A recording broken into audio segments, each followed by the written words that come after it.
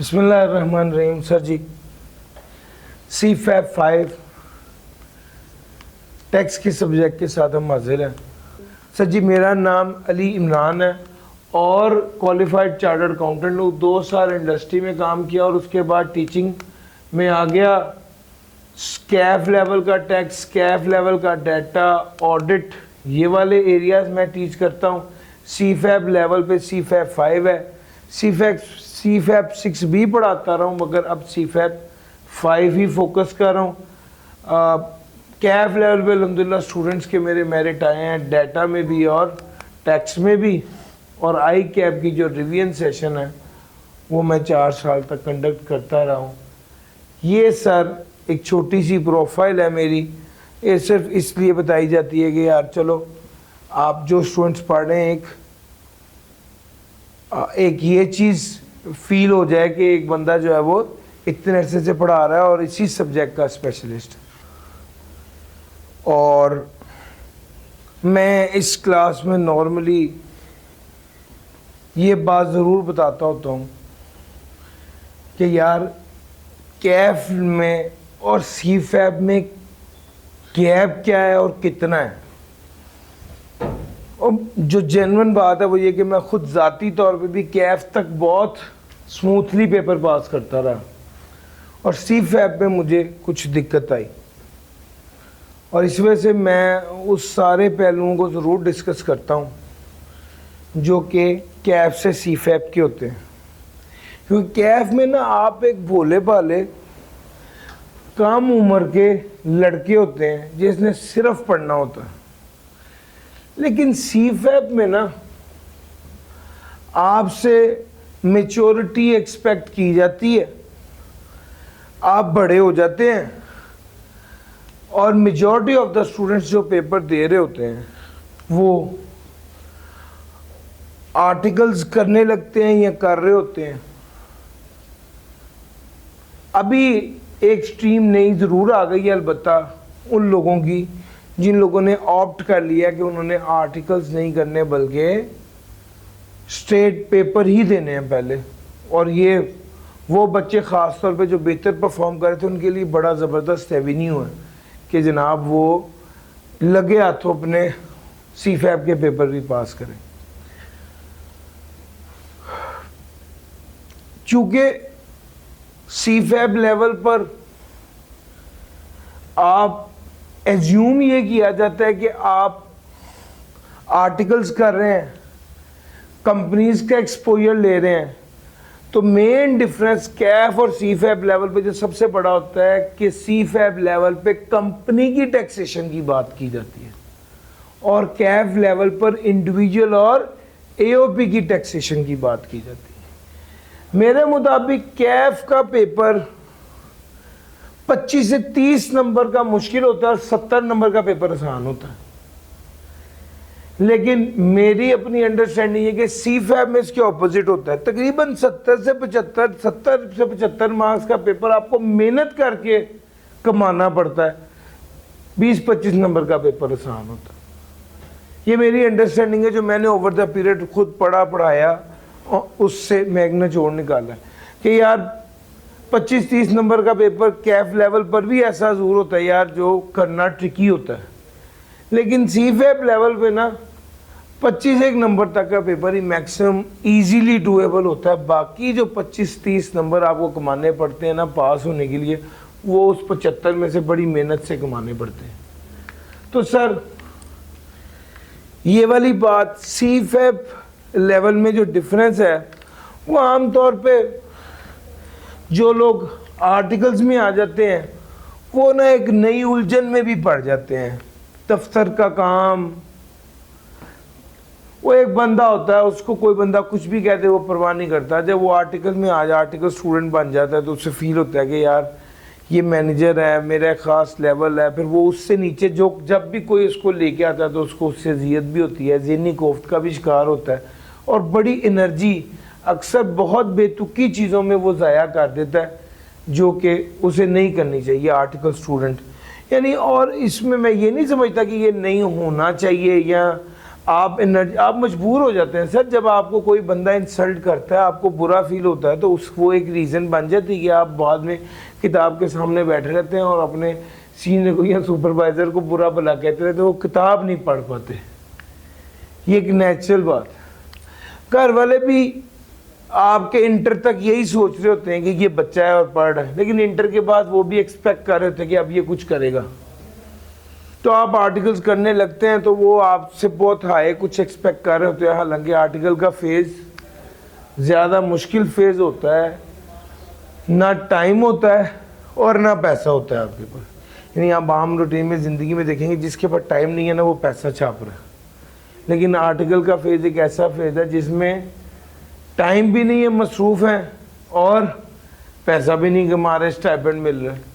तो बहरहाल एक लाइफ का, जिन लोगों ने भी सीए क्वालिफाई किया हुआ है वो ये बात मानते हैं कि यार आर्टिकल वाला फेज़ जो है ना, उसने एक बार टफ टाइम दिया था। और मैं ये सारी बातें इसलिए कर रहा हूँ आपके साथ कि भाई कैफ और सीफैप में काफ़ी फ़र्क है। इसमें एक तो पेपर का डिफ़िकल्टी लेवल ज़्यादा होता है, दूसरा ये ओपन बुक है।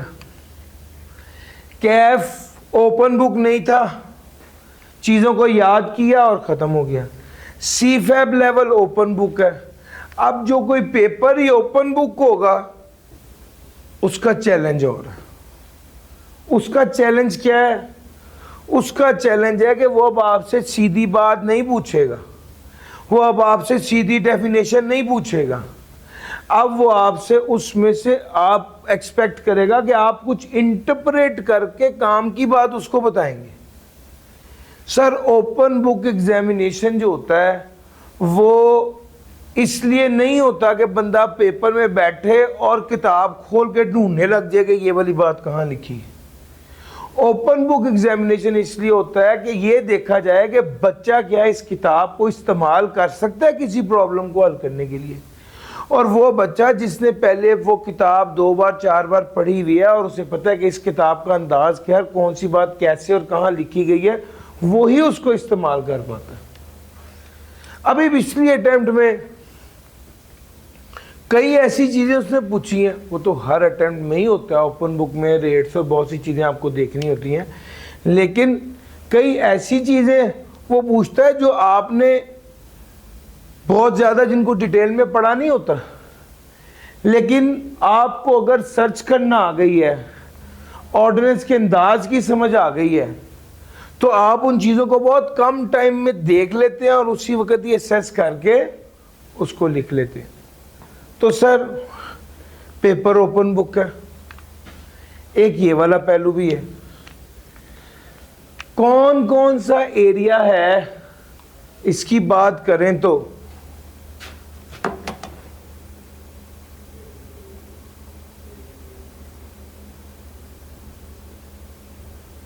सर बेसिकली सीफैप 5 में इनकम टैक्स ऑर्डिनेंस और इससे रिलेटेड रूल्स हैं, सेल्स टैक्स और इससे रिलेटेड रूल्स हैं,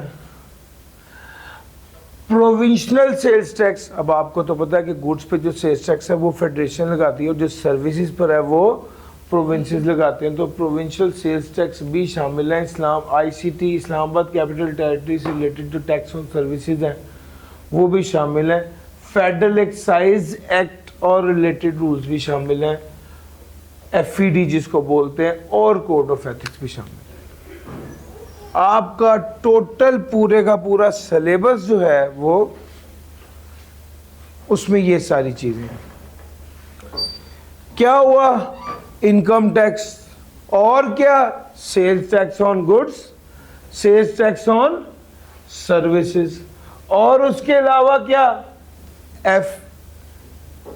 sales tax on services, provincial sales tax, Islamabad में जो टैक्स ऑन सर्विसेज है, फिर एफईडी और फिर एथिक्स। कौन कौन सा एरिया कितने कितने मार्क्स का टेस्ट होना है, अगर इसको डिस्कस करें तो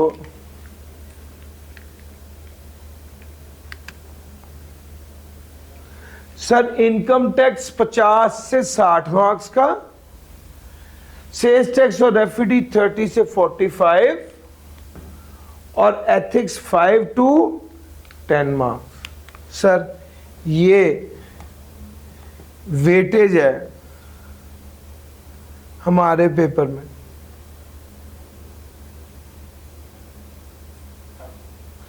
ये मैंने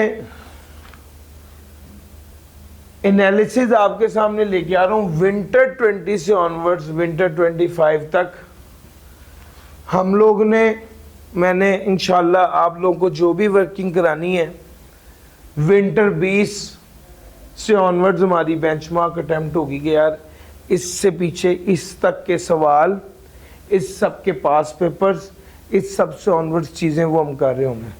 अच्छा, विंटर 25 तक अब गौर कर लें कि दरमियान में सिलेबस कहीं ऊंच नीच होता रहा, लेकिन ओवरऑल ये इसी पॉइंट तक ही रहा, 50 से 60 नंबर का इनकम टैक्स और 30 से 45 नंबर का सेल्स टैक्स एफईडी, एथिक्स वही 5, 6, 7 मार्क्स इस तरह। तो सर ये हमारी जो ख़ास तौर पे बात है ये है कि इनकम टैक्स में से कितना आ रहा है ओवर द लास्ट 10-12 अटेम्प्ट्स।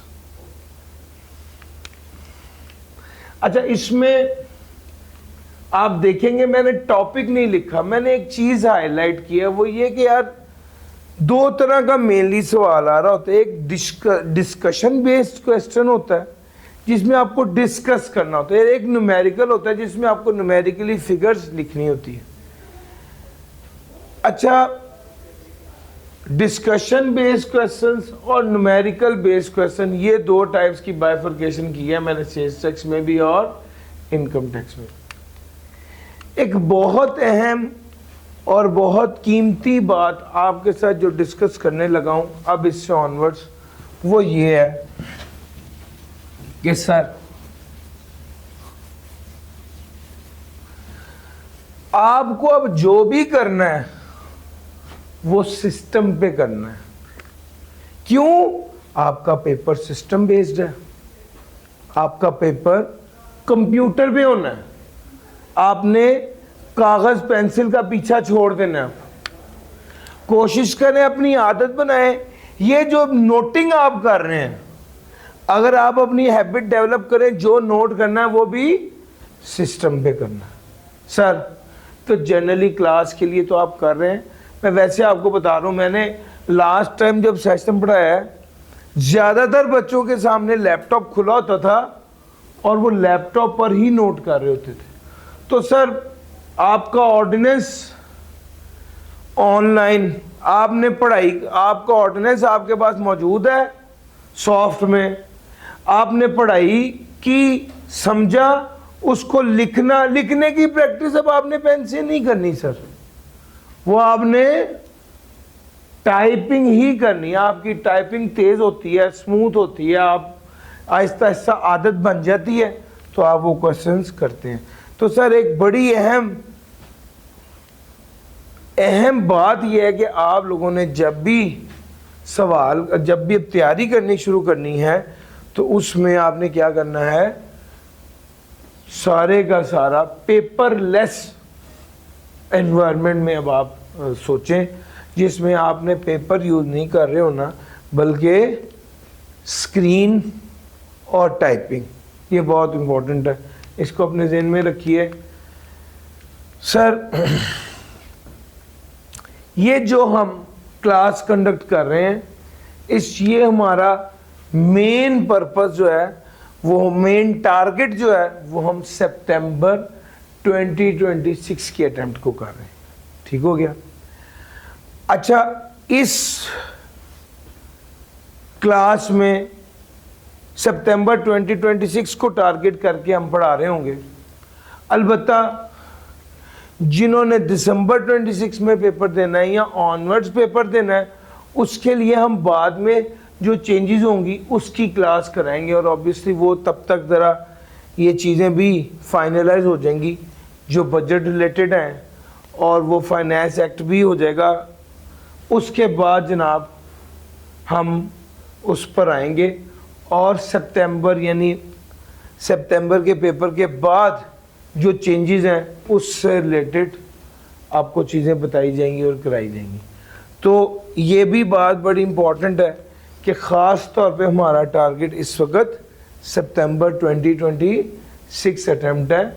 हाँ, अलबत्ता जैसे ही एग्ज़ाम होंगे आप समझ लीजिए बाय सितंबर एंड पर हम क्या कर लेंगे, आपको उसकी अपडेट सारी दे देंगे जो चेंजेस आई होंगी। अच्छा जनाब, ये वाली बात भी आपके साथ डिस्कस हो गई, पास्ट पेपर ट्रेंड भी डिस्कस हो गया, पेपर का अंदाज डिस्कस हो गया कि पेपर ने किस अंदाज से आना है। सर जी कोई सवाल आपके जहन में है तो प्लीज वो पूछिए। अच्छा, एक तरफ अगला पहलू है कि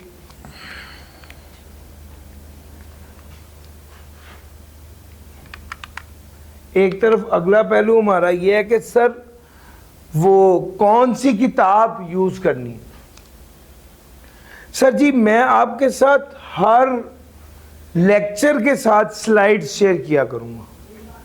ये स्लाइड्स मेनली ऑर्डिनेंस का एक्सट्रैक्ट होंगी। अच्छा, मैं ये बात आपसे कर रहा था कि भाई कंटेंट क्या होगा। सर जी उसके हवाले से हमने आपको हर लेक्चर टेंटेटिव तकरीबन 45 लेक्चर्स होंगे अदर देन न्यूमेरिकल्स और पास पेपर क्वेश्चन। 45 लेक्चर है और हर लेक्चर की स्लाइड आप लोगों के साथ शेयर की जाएगी। आप वो स्लाइड से उस लेक्चर को पढ़ेंगे और समझेंगे, लेकिन उसके फौरी बाद आपका टास्क होगा कि आपने उसको किससे पढ़ना है, ऑर्डिनेंस से पढ़ना है। क्यों? क्योंकि ऑर्डिनेंस आपने साथ लेके जाना। तो सर प्लान कुछ इस तरह से करना है कि आपने ऑर्डिनेंस से तैयारी करनी है, ऑर्डिनेंस आपने कैरी कर रहे होना साथ। तो आपको मैं स्लाइड से पढ़ा रहा हूँ, स्लाइड साथ भी दूंगा आपको, मगर करना क्या है, आपने उसको ऑर्डिनेंस से जरूर पढ़ लेना। आपने पढ़ा, आपको लेक्चर समझ आया, अब स्लाइड को छोड़ दो, किसके पीछे पढ़ जाओ, ऑर्डिनेंस के। ऑर्डिनेंस को बहुत अच्छे से पढ़ना है और समझना है। एक बार आपने ऑर्डिनेंस को पकड़ लिया तो सर आप फिर किसी भी वक्त कोई भी टॉपिक पकड़ेंगे और ऑर्डिनेंस से समझने लगते हैं। सर समझ आ रहा है? तो स्लाइड्स आपको जो मैं पढ़ाऊंगा स्लाइड से वो स्लाइड साथ मिलेंगी और उसके साथ ऐड ऑन क्या होगा, ऑर्डिनेंस होगा। ऑर्डिनेंस में आपके साथ जो पेपर में शेयर होता है वो मैं आपके साथ शेयर भी कर दूंगा व्हाट्सएप ग्रुप में, जिसमें वो बेयर एक्ट है, उसमें क्या क्या चीज़ें होती हैं वो सारी चीज़ें आपको बताता चलूँ। ऑर्डिनेंस पेपर से जब आप दाखिला भेज देते हैं उसके कुछ 10 के 15 दिनों बाद वो ऑर्डिनेंस आपके पोर्टल पे वो आ भी जाता है और आप उसको एक्सेस भी कर सकते हैं। वो जर्नल नहीं पढ़ा होता, वो बंदा जिसने टैक्स का दाखिला भिजवाया होता है, टैक्स का पेपर देना होता है, उसके पोर्टल पर वो आ भी जाता है। अलबत्ता वो डाउनलोड हुआ हमारे पास मौजूद है, जो पेपर में आपको मिलता है वो डाउनलोड हुआ है। तो वही आपने क्या कर लेना है, वही आपने अपने पास रख लेना है और उसको अपने पास। तो आपने जब तैयारी करनी है तो मैं आपको साथ साथ बता रहा हूँ और आपने क्या करना है, आपने बुनियादी तौर पे उसको पढ़ के समझ के स्लाइड से ऑर्डिनेंस से कवर करना। डन हो गया सर जी? ये कुछ बातें थी हमारी जो इंट्रोडक्टरी बातें थी। मैंने आपको किताब के बारे में बता दिया और फिर दूसरे नंबर पे मैंने जो अप्रोच होगी वो सारी हाईलाइट कर दी। अब उसके बाद हमारा अगला जो टास्क है वो है कि यार हम शुरू करें अपना काम, और वो है इनकम टैक्स। एक बड़ी इम्पोर्टेंट बात मैंने आपसे करनी है और वो इम्पोर्टेंट बात है कि ये जो 3-3 माह बाद पेपर का सिस्टम शुरू हो रहा है, इससे क्या फायदा होगा और क्या नुकसान होगा। सर, फायदा यह है कि जो बच्चा पढ़ने लगा है उसको पता है कि मेरे पास इतना मार्जिन नहीं है कि मैं 1 हफ्ता 2 हफ्ता ना पढ़ूं। ये वाला मार्जिन आपके पास नहीं है। 6 माह बाद जो एग्जाम होते थे ना, बच्चा पहले 2 महीने तो सोचता था कि इंशाल्लाह मैंने जरूर पढ़ना है, रिजल्ट आ जाए इंशाल्लाह तब पढ़ना है। अब ये वाला मार्जिन आपके पास नहीं है। जिस बच्चे ने सीरियसली पेपर अटेम्प्ट करना है उसको फ्रॉम द डे 1 सीरियसली पढ़ना पड़ेगा। तो ये ब्लेसिंग है उस बच्चे के लिए जो कंसिस्टेंटली पढ़ना चाहता है और जल्दी पेपर पास करना चाहता है। ये ब्लेसिंग उस बच्चे के लिए भी है जो देखता था कि अच्छा भी टाइम है और रिलैक्स हो जाता था। अब उसने रिलैक्स नहीं होना, अब उसने पेपर दे के ही रिलैक्स होना। तो सर, ये जो 3 माह बाद अटेम्प्ट है ना, इसमें फोकस, टू द पॉइंट मेहनत, तैयारी, पेपर पास, खत्म, जान छूट गई। वो वाला बच्चा जो कभी पढ़ता था और फिर एकदम डी ट्रैक हो जाता और फिर दोबारा पढ़ता था और फिर सोचता था कि शायद मैं पास हो जाऊं, यहां पे डी ट्रैक होने का टाइम नहीं है। अब एक बार डी ट्रैक हो गए 2 हफ्ते के लिए, फिर उसके बाद वापस आएंगे तो वो आपसे पकड़ा नहीं जाएगा। तो मेरी आप सबसे रिकमेंडेशन, मैं आपको यही कहूंगा कि यार हार्ड वर्क से ज्यादा यहां पर कंसिस्टेंसी मैटर करेगी। यानी हार्ड वर्क तो जनरली आप करते ही हैं, असल चीज जो हम आपसे एक्सपेक्ट कर रहे हैं वो ये कि भाई आपने रोज का रोज करना है, इसको डिले नहीं करना, इसको लटकाना नहीं है, इसके बारे में ये नहीं सोचना कि बाद में देख लेंगे इंशाल्लाह 1 वीक बाद सब। वो चीज़ें स्मूथली चल रही होंगी। आपने नोट किया होगा 5 डेज अ वीक क्लास है, normally 3 days a week class हुआ करती है, लेकिन 5 डेज अ वीक क्लास क्यों है? क्योंकि भाई अब आप, अच्छा 1.5 घंटे की क्लास ही पिछले पूरे सेशन में भी है 3 डेज अ वीक, अभी 1.5 घंटे की क्लास 5 डेज अ वीक है। जिसका क्या मतलब है? इसका मतलब है कि यार तकरीबन वही वाली चीज़ हमने कम टाइम में कवर करनी है। इसका मतलब ये कि आपने उसको साथ के साथ तैयार करना है, साथ के साथ पढ़ना है, चीज़ों को छोड़ नहीं देना। दूसरे नंबर पे कैफ लेवल पर जो चीज़ें टेस्ट हुई हो चुकी हैं वो सारी चीज़ें हमारे सिलेबस में इस बार भी शामिल हैं। तो आप देखेंगे कैफ लेवल पर मैं सारा कुछ आपको कवर करवा तो रहूँगा, बट मेरे ज़हन में ये बात होगी कि यार ये चीज़ आपने पढ़ी हुई है और मैं इसको गो थ्रू करवा रहा हूँ, आपको रिवाइज करवा रहा हूँ। और सीफैब लेवल की जो नई चीज़ें हैं, मेजॉरिटी टेस्टिंग 85% 90% उस एरिया से होती है जो कैफ लेवल पर नहीं है और सीफैब लेवल में ऐड हुआ है। चूँकि ये सारा एरिया होता ही कंपनी से रिलेटेड है और पेपर भी कंपनी से रिलेटेड ही जाता है सारा, तो उस एरिया पर हम ज़्यादा फोकस कर रहे होंगे। बट हमें किसी तौर पे भी कम नहीं समझना, हल्का नहीं समझना किस एरिया को? सर, कैफ वाले एरिया को। कैफ वाले एरिया को हमने हल्का नहीं समझना, उसको भी साथ के साथ हम बहुत अच्छे से तैयार कर रहे होंगे। Sir, student basically teacher expectation में मैं ये वाली बात ज़रूर करता हूँ।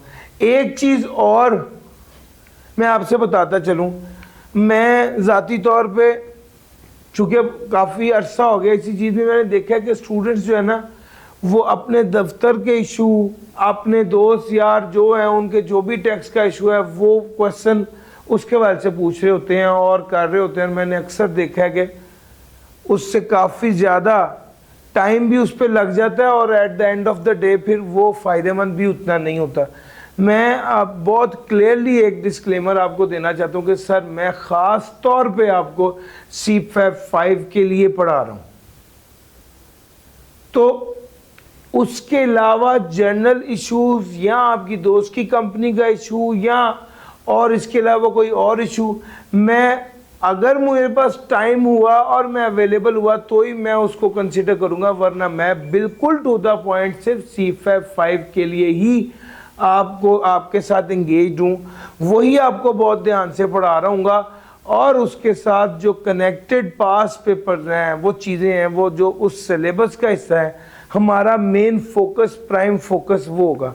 क्योंकि बहुत से केसेस में वो बच्चा आ गया, वो कह रहा है कि सर कल ट्रिब्यूनल जाना है, ये वाला इशू है, ये इशू है। अब ऑब्वियसली यार हम टू द पॉइंट फोकस, जो चीज़ें हम बार बार पढ़ा के कर चुके हैं, वो हम भी उसमें स्पेशलाइज हो चुके होते हैं। अब एक आउट ऑफ द वे मैंने ओवर द पीरियड देखा है कि फरमाइशें और बातें, मैं उसके वाले से आपको बड़ा क्लियरली कहना चाहता हूँ कि I will be very focused on this particular paper जिसकी मैं आपको तैयारी करवाने जा रहा हूँ। ठीक हो गया सर? तो इस पेपर से रिलेटेड कोई भी सवाल हो, इस सब्जेक्ट से रिलेटेड, तो ज़रूर पूछिए, उसमें मैं इंशाल्लाह आपको आपके लिए अवेलेबल हूँगा। तो सर ये कुछ सारी बातें थी जो फर्स्ट डे मैंने सोचा था आपसे करूँगा। ऑल्दो कुछ बुनियादी डिस्कशन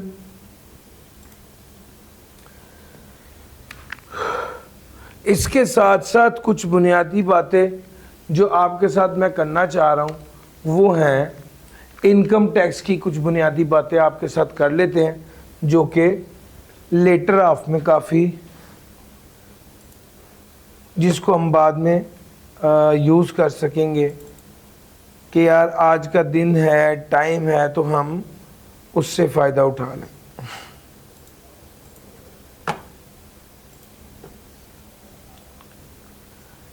डेफिनेशंस पे फोकस करने लगा हूँ। डेफिनेशंस पे कुछ बुनियादी बेसिक डेफिनेशंस हैं, वो टारगेट ऑब्वियसली मुझे यकीन और उम्मीद है कि आपके जहन में होंगी, बट स्टिल मैं वो सारी चीज़ें इसलिए पढ़ाना चाहता हूँ कि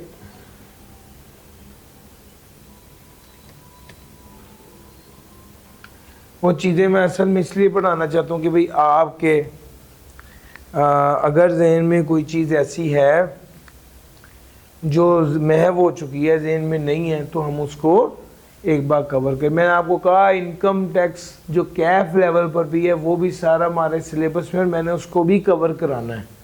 ठीक हो गया? तो सर वो जो पुरानी बातें थी, जहन में थी, याद किया हुआ था, अब शायद जहन से उतर गया हो या कुछ भूल रहा हो, तो हम उसको क्या कर रहे होंगे, कवर कर रहे होंगे। सर जी शुरू कर रहा हूँ मैं पर्सन की डेफिनेशन से। पर्सन, लफ्ज़ पर्सन से मुराद आम तौर पे आम जिंदगी में तो इंडिविजुअल समझा जाता है, लेकिन इनकम टैक्स में पर्सन से मुराद इंडिविजुअल नहीं होता, बल्कि पर्सन में कौन कौन शामिल होता है? 7 लोग शामिल होते हैं। कौन कौन से? Individual, AOP, company, federal government, foreign government, political sub division of foreign government और पब्लिक इंटरनेशनल ऑर्गेनाइजेशन। ये 7 लोग पर्सन की डेफिनेशन में शामिल होते हैं। सर सेक्शन नंबर 80 आप देखेंगे कि मैं हर रोज़ जो सेक्शन आपको करा रहा हूँ वो अलहदा से मेंशन कर रहा हूँ, ताकि by the end of the session आप देख लेंगे मैं सर ने सारा एरिया में सारा कोर्स कवर करवा दिया। जी सर जी, जब ये असल में इनकम टैक्स है, इनकम टैक्स में यही है सर। जब आप सेल्स टैक्स की बात करेंगे तो उसमें लोकल गवर्नमेंट भी आती है और प्रोविजनल गवर्नमेंट भी आती है। अच्छा जनाब, उसके बाद बात करेंगे एओपी की। सर जी एओपी की अगर मैं बात करूं तो एओपी में उसने कहा 4 लोग हैं। सबसे पहले तो एओपी में पार्टनरशिप फर्म की बात कर रहा है, दूसरे नंबर पे वो बात कर रहा है हिंदू अनडिवाइडेड फैमिली की, तीसरे नंबर वो बात कर रहा है आर्टिफिशियल ज्यूरिडिकल पर्सन, और चौथे नंबर पे कोई ऐसा पर्सन जो किसी फॉरेन लॉ के तहत बना हो और कंपनी की डेफिनेशन में शामिल ना हो, तो वो हो जाएगा हमारा एओपी, एसोसिएशन ऑफ पर्संस। ये हमारी हो गई 2 बातें। Section 80 sub section 2। फर्म की जब बात करते हैं तो फर्म में वो कहता है 2 या 2 से ज़्यादा लोग जब मिलके कारोबार करते हैं ताकि वो जो पैसे कमाएं वो आपस में शेयर करें, वो फर्म है। ट्रस्ट, ट्रस्ट की डेफिनेशन, ट्रस्ट एनेक्स्ड है यानी अटैच्ड है यानी मुंसलिक है, किससे? ओनरशिप ऑफ प्रॉपर्टी से, जिसके अंदर ट्रस्ट किया जाता है किसके ऊपर, ट्रस्टी के ऊपर। कौन ट्रस्ट करता है, owner of the trust trust करता है, किसके बेनिफिट के लिए, बेनिफिशियरी के बेनिफिट के लिए। तो ये वाली डेफिनेशन भी केएफ लेवल की है, जिसके अंदर वो कहता है कि obligation annex to the ownership of property arising out of confidence reposed in and accepted by the owner or declared and accepted by the owner, declared and accepted by the owner। Owner ने confidence एतमाद किया है, declare and accepted by the owner, किस पर, trustee पर, किसके benefit के लिए, for the benefit of another, किसी दूसरे के बेनिफिट के लिए, जिसके बेनिफिट के लिए किया उसको बेनिफिशियरी कहते हैं, for the benefit of another or of another and the owner and include a unit trust. Definition है ऑब्वियसली। एक बस बुनियादी तौर पे एक बात आपके ज़हन में होनी चाहिए कि ट्रस्ट के अंदर 3 पार्टीज होती हैं, एक ऑनर ऑफ द ट्रस्ट जो पैसा लगाता है, एक ट्रस्टी जो उस इदारे को मैनेज कर रहा होता है, और एक बेनिफिशियरी जिसके फायदे के लिए मैनेज हो रहा होता है। अगर पैकेजेस वालों ने एक इदारा बनाया है, स्कूल बनाया नाबीना अफराद की मदद के लिए, तो जो मेजर साहब उसको चला रहे हैं वो कौन हो गए, ट्रस्टी हो गए। जिस तरह कंपनी में डायरेक्टर होता है, इस तरह ही ट्रस्ट में ट्रस्टी होता है। सर जी, ओनर ऑफ द ट्रस्ट जिसका पैसा लगा हुआ है, ओनर ऑफ द, जिस तरह कंपनी में शेयर होल्डर होता है, इस तरह ओनर ऑफ द ट्रस्ट होता है ट्रस्ट के केस में। और बेनिफिशियरी कौन होता है, जिसके फायदे के लिए काम हो रहा होता है। जैसे पैकेजेस मॉल के केस में जो नाबीना बच्चे हैं उनका फायदा, तो उन्हें बेनिफिशियरी कहा जाता है। तो भाई ये ट्रस्ट की डेफिनेशन है। यूनिट ट्रस्ट, जिस तरह कंपनी में शेयर्स होते हैं इस तरह यूनिट ट्रस्ट में यूनिट्स होते हैं। कंपनी ने प्रॉफिट कमाया, कितना कितना हिस्सा किसको मिलेगा, वो कहते हैं शेयर होल्डिंग की बेस पर। इसी तरह यूनिट ट्रस्ट में जो फायदा हुआ वो हिस्सा कितना किसको मिलेगा, यूनिट होल्डिंग की बेस पर। अगर इदारा कंपनी बंद हो गई तो एसेट्स का हकदार कौन होगा, जिसके पास जितनी शेयर होल्डिंग होगी। इसी तरह ही अगर यूनिट ट्रस्ट खत्म हो गया तो एसेट का हकदार कौन होगा, जिसके पास उतने यूनिट्स होंगे। तो बुनियादी तौर पे यहाँ पर यूनिट ट्रस्ट में यूनिट्स की वही हैसियत है जो कंपनी में शेयर्स की हैसियत है। सर, कंपनी की डेफिनेशन आ गई। कंपनी की डेफिनेशन की मैं बात करूं तो सर इसमें 11 लोग शामिल हैं। याद रखिएगा इस डेफिनेशन में लफ्ज़ मीन्स लिखा हुआ है, जिसका मतलब ये कि इनकम टैक्स ऑर्डिनेंस के मुताबिक इस 11 के अलावा कोई इदारा कंपनी नहीं होगा। जब कंपनी के साथ, जब डेफिनेशन के साथ लफ्ज़ इंक्लूड लिखा हो तो इसका क्या मतलब है, कोई और चीज़ ऐड हो सकती है। जब डेफिनेशन में लफ्ज़ मीन्स लिखा हो तो इसका क्या मतलब है, कोई और चीज़ ऐड नहीं हो सकती। मुदारबा कंपनी है, कंपनीज एक्ट के तहत कोई कंपनी बने वो कंपनी है। पाकिस्तान के कानून के तहत कोई बॉडी कॉर्पोरेट बने कंपनी है। नॉन प्रॉफिट ऑर्गेनाइजेशन कंपनी है। Body incorporated by or under the law of the country outside Pakistan, Pakistan के बाहर, country outside Pakistan, body incorporated by or under the law of the country outside Pakistan, तो वो भी क्या है, वो भी कंपनी है। फॉरेन एसोसिएशन जिसको इस ऑर्डिनेंस के तहत कंपनी माना जाए वो भी कंपनी है। कोऑपरेटिव सोसाइटी भी कंपनी है, लोकल गवर्नमेंट भी कंपनी है, प्रोविंशियल गवर्नमेंट भी कंपनी है, ट्रस्ट भी कंपनी है, स्मॉल कंपनी भी कंपनी की डेफिनेशन में फॉल करती है। सर जी, मैं आपको बुनियादी डेफिनेशंस बता रहा हूं।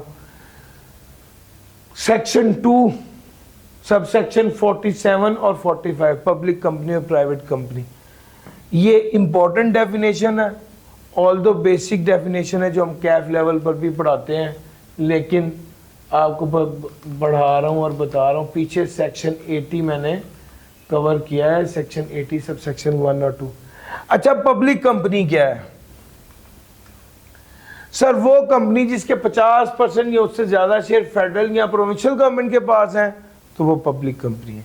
वो कंपनी जिसके 50% या उससे ज़्यादा शेयर फॉरेन गवर्नमेंट के पास हैं तो वो भी पब्लिक कंपनी है। वो कंपनी जिसके 50% या उससे ज़्यादा शेयर किसी ऐसी फॉरेन कंपनी के पास है जो wholly owned by foreign government है, तो ये भी पब्लिक कंपनी होगी। वो कंपनी जो स्टॉक एक्सचेंज पर लिस्टेड है on the last day of tax year, तो ये भी पब्लिक कंपनी है। वो कंपनी जिसके यूनिट्स, वो यूनिट ट्रस्ट जिसके units widely available to public है, ये भी पब्लिक कंपनी है। 1 2 3 4 5 ये सारे क्या है? Public company. फेडरल या प्रोविंशियल गवर्नमेंट के पास शेयर है 50% से ज़्यादा, पब्लिक कंपनी है। फॉरेन गवर्नमेंट के पास शेयर है 50% से ज़्यादा, पब्लिक कंपनी है। फॉरेन कंपनी के पास शेयर है 50% से ज़्यादा, और ऐसी फॉरेन कंपनी जो wholly owned by foreign government. एक सवाल आया, उसने कहा ये कंपनी के 97% शेयर हैं गवर्नमेंट के पास, सर वो पब्लिक कंपनी नहीं होगी, 100% शेयर होनी चाहिए। Stock exchange last day 30 June पर अगर वो कंपनी लिस्टेड थी स्टॉक एक्सचेंज पर, तो उसे लिस्टेड कंपनी समझा जाएगा। यूनिट ट्रस्ट जिसके units widely available to public हैं, तो उसे भी लिस्टेड कंपनी, पब्लिक कंपनी समझा जाएगा। सर प्राइवेट कंपनी क्या होती है? प्राइवेट कंपनी क्या होती है? जो पब्लिक कंपनी नहीं होती वो प्राइवेट कंपनी होती है, जो पब्लिक कंपनी नहीं होती वो प्राइवेट कंपनी होती है। सर ये पब्लिक कंपनी और प्राइवेट कंपनी की डेफिनेशन आपको बता दी।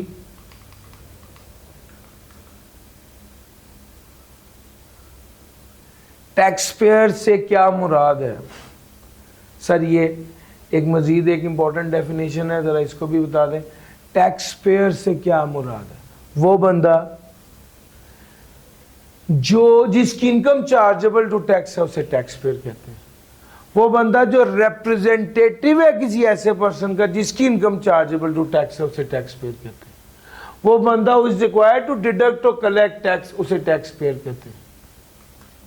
वो बंदा जो कि सेक्शन 114 के अकॉर्डिंगली रिटर्न फाइल करनी जिसके लिए जरूरी है, उसे टैक्स पेयर कहते हैं। टैक्स पेयर में 4 चीजें बता दी, कौन कौन सी? जिसकी इनकम चार्जेबल टू टैक्स है उसे टैक्स पेयर कहते हैं। जो रिप्रेजेंटेटिव है किसी ऐसे पर्सन का जिसकी इनकम चार्जेबल टू टैक्स है। एक बंदा है, उसके दादा अबू फौत हो गए और 10 माह की उसकी इनकम है जो चार्जेबल टू टैक्स है, उसके दादा की जो फौत हो चुके हैं। अब मैं अपने दादा का रिप्रेजेंटेटिव हूं, तो घरचे मेरी इनकम चार्जेबल टू टैक्स ना भी हो, लेकिन चूंकि मैं रिप्रेजेंटेटिव हूं किसी ऐसे पर्सन का जिसकी इनकम चार्जेबल टू टैक्स है, तो मुझे भी क्या समझा जाएगा? टैक्स पेयर समझा जाएगा। सर कंपनी के लिए जरूरी है कि अगर वो सैलरी दे रहे हैं तो टैक्स काट के दें, तो कंपनी क्या हो गई? टैक्स पेयर हो गई, क्योंकि उनके लिए लाजमी के टैक्स डिडक्ट करें। जैज वाले आपको जब लोड देते हैं तो टैक्स कलेक्ट करते हैं। ये जो कलेक्ट कर रहे हैं, जो टैक्स डिडक्ट या कलेक्ट कर रहा होता है पर्सन, इसे क्या समझा जाता है? टैक्स पेयर समझा जाता है। हर वो बंदा जिसके लिए गोशवारे जमा कराना जरूरी है सेक्शन 114 के तहत, तो उसे भी टैक्स पेयर समझा जाएगा।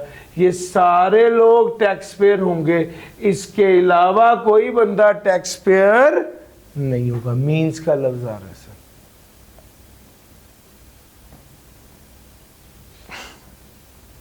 सर।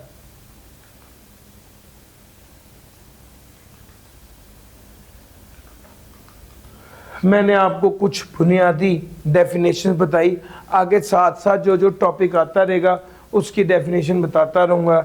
लेकिन पर्सन की डेफिनेशन, इंडिविजुअल की डेफिनेशन, एओपी, फिर उसके बाद कंपनी, फिर पब्लिक कंपनी, फिर प्राइवेट कंपनी, फिर ट्रस्ट, फिर उसके बाद यूनिट ट्रस्ट, फिर उसके बाद टैक्स पेयर, ये कुछ बुनियादी डेफिनेशंस हैं जो मैंने आपको कवर करा दी हैं। इंशाल्लाह यहाँ पर मैं अपनी आज की बात रोक रहा हूँ कि पहले ही दिन है, तो आप ये ना कहें कि सर ने पहले दिन ही पढ़ा दिया बहुत ज़्यादा। इस तरह रूटीन में हम चल रहे होंगे इंशाल्लाह। 5 डेज़ अ वीक क्लास है, हर रोज़ आएँ, हर रोज़ पढ़ें, साथ के साथ तैयार करें, सबसे इफ़ेक्टिव अप्रोच ये है। मैं इंशाल्लाह आज ही ग्रुप में क्या शेयर कर दूंगा, ऑर्डिनेंस शेयर कर दूंगा। आपने सेक्शन नोट किए, अपने पास लिखे, ये सेक्शन जो मैंने पढ़ाई इसको आपने कहाँ से पढ़ लेना है, ऑर्डिनेंस से पढ़ लेना है। सर वो सारी चीज़ें आपने साथ के साथ रूटीन में तैयार करनी है। बाय द टाइम जब आपके पेपर अप्रोच करें, आप खोलेंगे तो वो सारा ऑर्डिनेंस आप पढ़ चुके होंगे इंशाल्लाह। डन हो गया सर जी, ये हमारी आज की डिस्कशन थी। यहाँ पर हम ये वाली बात रोकते हैं, इंशाल्लाह आगे कर रहे होंगे बाद में। थैंक यू जी, अस्सलाम वालेकुम।